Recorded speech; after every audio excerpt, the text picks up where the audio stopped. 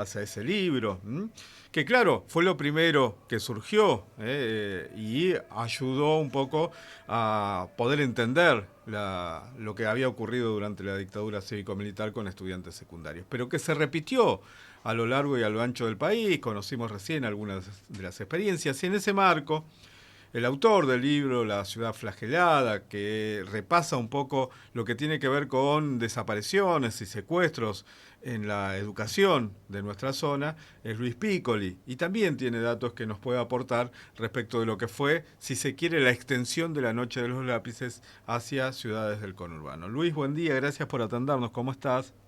Hola, buenos días, José, para vos y para toda la audiencia.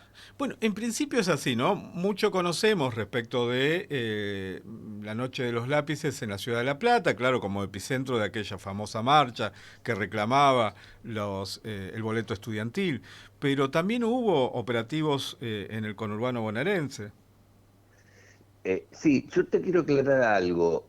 Aparte del boleto estudiantil, todos esos pibes eran militantes. Claro, sí. Digo, eran militantes de un modelo de sociedad. Y militaban en fuerzas políticas. Ahí la mayoría militaba en la UES, la Ujú, Unión de Estudiantes Secundarios, que eran todos militantes peronistas. claro. Digo para no decir solamente que era por el boleto estudiantil. Ellos peleaban por también, pedían alimentos, comedores para los compañeros que no podían pagar, pedían guardapolvos, pedían un montón de otras cosas más políticas, digamos, si se quiere, Ujú. ¿no? Más que el boleto, que era una cosa política importante, digo, y que hoy los pibes lo tienen casi todos gracias al gobernador. Pero la verdad que hay varias noches de los lápices en la provincia de Buenos Aires. Ujú.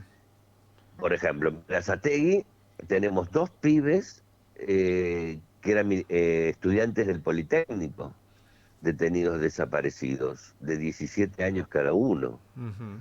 En San Martín tenemos cuatro. En Vicente López tenemos ocho de una sola escuela. En Lomas de Zamora, en el Mentruc también hay desaparecidos más. En total, en el Mentruc de Lomas de Zamora se habla de de un aula completa, Ujú. de adolescentes y de mayores. Claro, la de Banfield, ¿no? La escuela de Claro, Banfield, la normal de Banfield. exacto. En Quilmes también tenemos pibes desaparecidos. Y en Varela tenemos a Correa, Beato Correa, un pibe de 17 años asesinado en el barrio La Pileta. Y tenemos una nena de 17 secuestrada y desaparecida en Capital, pero que era de Bosque, eh, María Mareco. No, Ujú. la mamá era Mareco. Ujú. Eh, y la verdad que también tenemos varias noches. Tenemos en Mar del Plata, tenemos en Exaltación de la Cruz, tenemos, o sea, hay en total, José, de 13 a 17 años detenidos desaparecidos, 97 chicos Ujú. en el registro único de víctimas del terrorismo de Estado. Claro.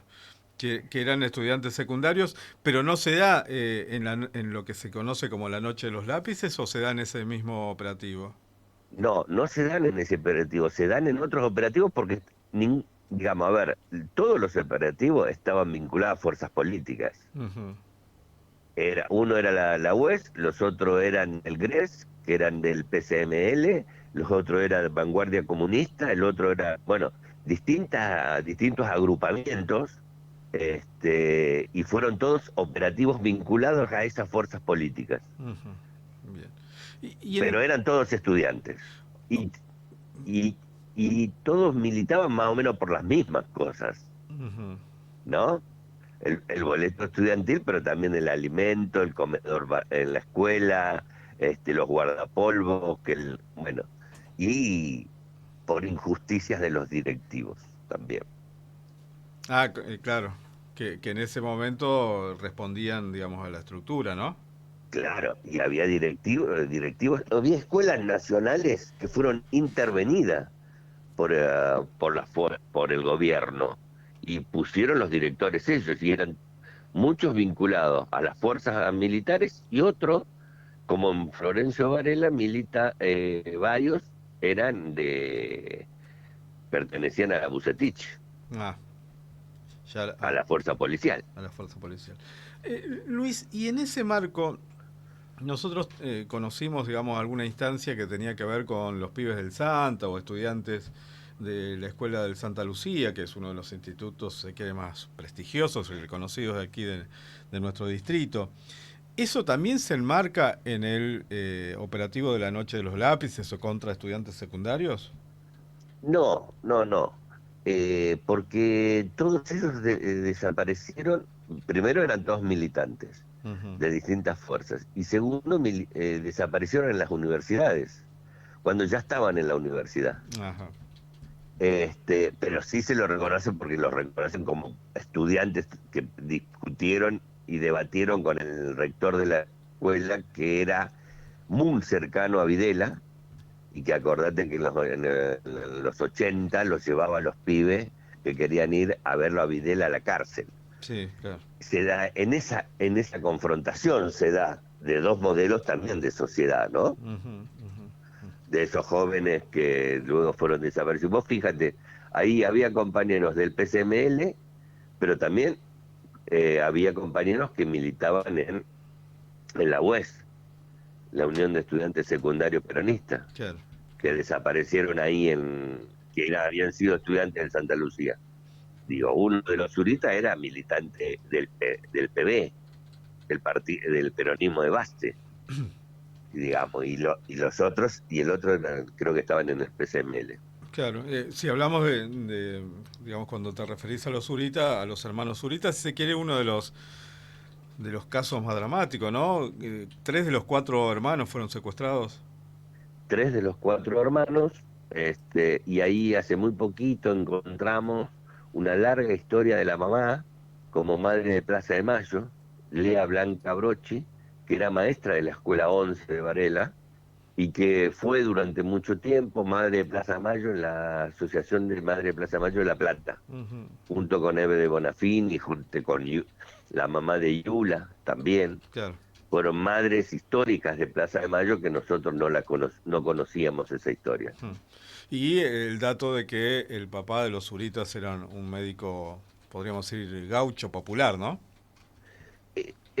Mira, yo tengo un informe Sí, del Servicio de Inteligencia de la DITBA sí. que le hacen una investigación y elevan un informe sobre él y dice, debe ser comunista ese médico, Ah, porque debe ser. cuando va al barrio y no tienen para pagar, no les cobra y los atiende igual. Por eso debe ser Terrible. comunista, claro. Terrible.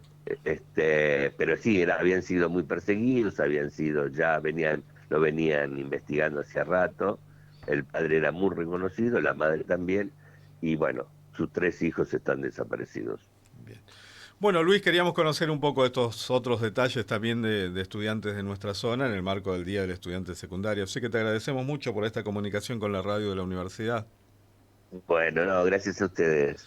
Y Un abrazo abrazo. grande. Luis es Luis Piccoli. Él es el autor del libro La ciudad flagelada, que un poco recorre la historia de compañeros y compañeras detenidos, desaparecidos durante la dictadura cívico-militar en el ámbito educativo. Y así conocemos estas historias de estudiantes también de nuestra zona.